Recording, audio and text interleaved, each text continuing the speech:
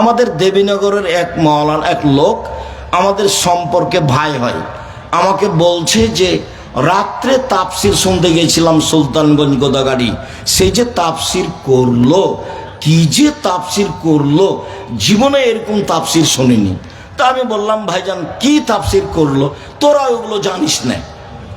আচ্ছা ঠিক আছে, জানি না একটু বলেন না কি তাফসির করলো। আরে তোরা ওই তাফসিরই জানিস না, কি বলবো, বলেন না একটু।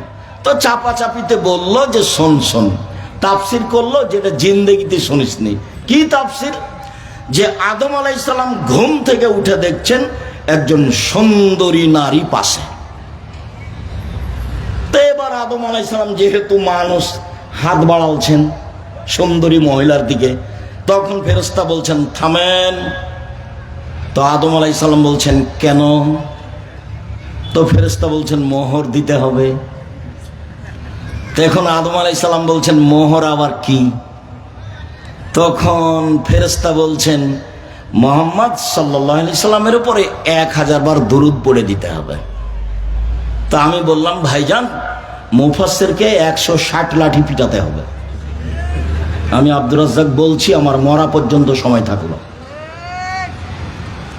এবং কিয়ামত পর্যন্ত এই তাফসীর সত্যায়ন করা যাবে না। কেন? পৃথিবীতে সবচেয়ে বড় শিক্ষিত মানুষ আদম আলাইহিস সালাম। আদম আলাইহিস সালামের মতো পৃথিবীতে শিক্ষিত মানুষকে জন্ম নেবে না, নিবে কি করে? আল্লাহ তো তাকে সবকিছু শিখিয়ে দিয়েছেন, দিয়ে বলছেন যে বলো এটা কি। ফেরেশতাকে বলছে বলো তো এটা কি। ফেরেশতা বলছে এটা তো আমি জানি না। বলছে আদম বলো, বলে এটা বোতল। না, আগে জানিয়ে দেওয়া হয়েছে। এখন ফেরেশতার সামনে বলছে বলো তো ফেরেশতা এটা কি, বলে এটা তো জানি না। তো বলছে আদম তুমি বলো, বলে এটা ডিম। তো আদমকে তো আল্লাহ সবকিছু শিখিয়ে দিয়েছেন, ওটা কোরআন মাজিদের আয়াত।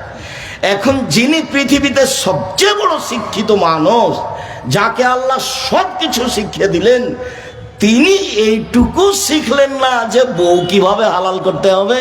ধর্ম কি পাগল হয়ে গেছে? ধর্ম কি রাজশাহী চাঁপাইনবাবগঞ্জের হাওয়াই লাড্ডু? दोनों हाथ में लड्डू हो जाए, चाहे उसको छोड़ दे चाहे उसको खा ले, ভুল হিসাব। ওকে 160 লাঠি পিটাতে হবে, এটাই চূড়ান্ত।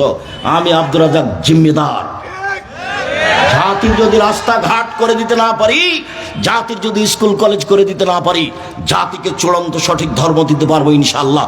ধর্মের ব্যাপারে জাতিকে ফাঁকি দিয়ে পরকাল হারাতে রাজি নই। বিকৃত ধর্ম জাতির কাছে পেশ করতে রাজি নই।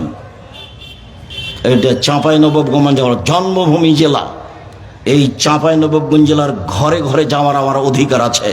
যারা অধিকার খর্ব করার চেষ্টা করছে তাদেরও বিচার হবে, আজ হোক আর কাল হোক। কে সে? কেন সে খর্ব করবে? কে সে?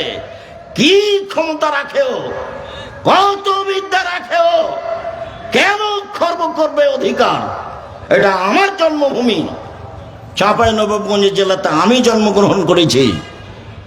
চাঁপাইনবাবগঞ্জের মুসলমানের তো ভাই ভাই, যারা হিন্দু আছে আমি তার পাশে বসে তাকে ধর্ম বুঝাতে প্রস্তুত, নিয়ম নীতি বুঝাতে প্রস্তুত। সম্মানিত দিনী ভাই বোন, বলছিলাম সত্য সত্যই।